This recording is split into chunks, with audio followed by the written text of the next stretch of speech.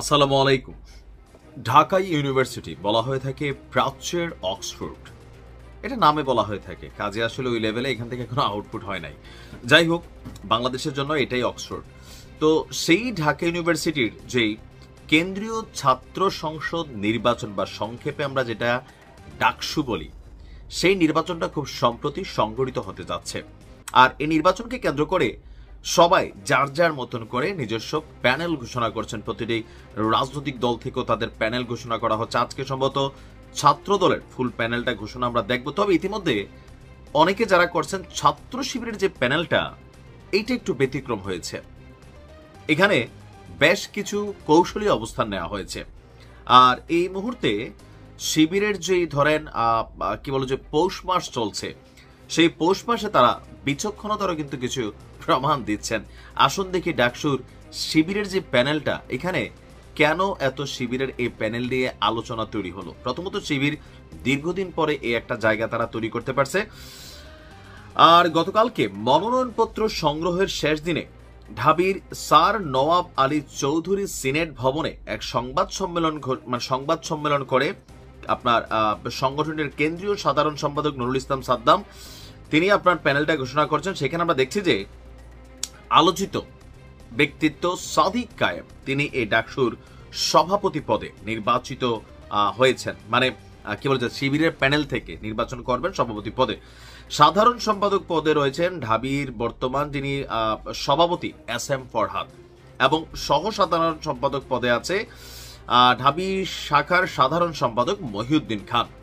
প্যানেলে ব্যতিক্রম হিসাবে রয়েছে জুলাই গণ অভ্যুত্থানে এক চোখ হারানো খান জসিম। এটা একটা কৌশলী অবস্থান নিয়েছে, যাকে আন্তর্জাতিক সম্পাদক পদে মনোনয়ন দেওয়া হয়েছে। বাট আমি এটাকে স্বাগত জানাই যে তারা তাদের প্যানেলে এই একটা ক্যারেক্টার কানেক্টেড করেছেন। এবং বিজয় ৭১ হলে দৃষ্টি প্রতিবন্ধী শিক্ষার্থী রাইসুল ইসলাম যিনি সদস্য পদে প্রার্থী হয়েছেন। আমরা দেখছিলাম যে সাদিক কায়েম তিনি দৃষ্টি প্রতিবন্ধী যে রাইসুল আছেন তার হাত ধরে তিনি হাসতে হাসতে বের হচ্ছিলেন।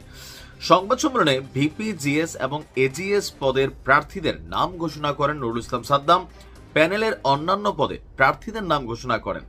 আর এখানে আমরা যেটা দেখলাম যে আধুনিক এবং ইসলামিক এই দুইটার সংমিশ্রণ শিবিরের এই প্যানেলে আছে। একদিকে যেমন হিজাবওয়ালা নারীরাও আছে, অপরদিকে হিজাব ছাড়া নারীরাও আছে। মানে শিবিরের এইবারের যে প্যানেলটা টোটালি এমন একটা সিস্টেমে আনা হয়েছে যে শিবির সম্পর্কে বা জামাত ইসলাম সম্পর্কে যে কট্টরবাদী কট্টরপন্থী, তার উপর ধরেন আমরা দেখলাম যে একজন চাকমা শিক্ষার্থী তাকেও কিন্তু এখানে কানেক্ট করেছে, তিনি জামাত ইসলাম করেন না। মানে একটা সার্বজনীন প্যানেল সাজানোর জন্য, স্টুডেন্টদের মনোযোগ আকর্ষণের জন্য যে প্যানেলটা করা দরকার ছিল, সেই প্যানেলটাই শিবির আসলে সামনে নিয়ে আসছে।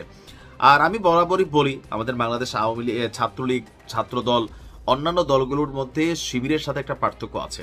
সেটা হচ্ছে বেশিরভাগ ক্ষেত্রে, মানে 90% ক্ষেত্রে আপনি দেখবেন সারা বাংলাদেশে শিবিরের যে কমিটিগুলো গঠিত হয় কোয়ালিটিতে, আর আমাদের ছাত্রলীগ ছাত্রদলের যে কমিটিগুলো গঠিত হয় কোয়ালিটির থেকে একটু বেশি দরকার হয় কার কি।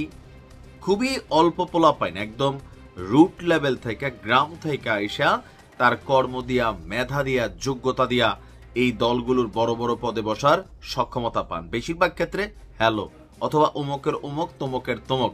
শিবিরের মধ্যে এই জিনিসটা বরাবরই আসলেই কিন্তু কম আছে।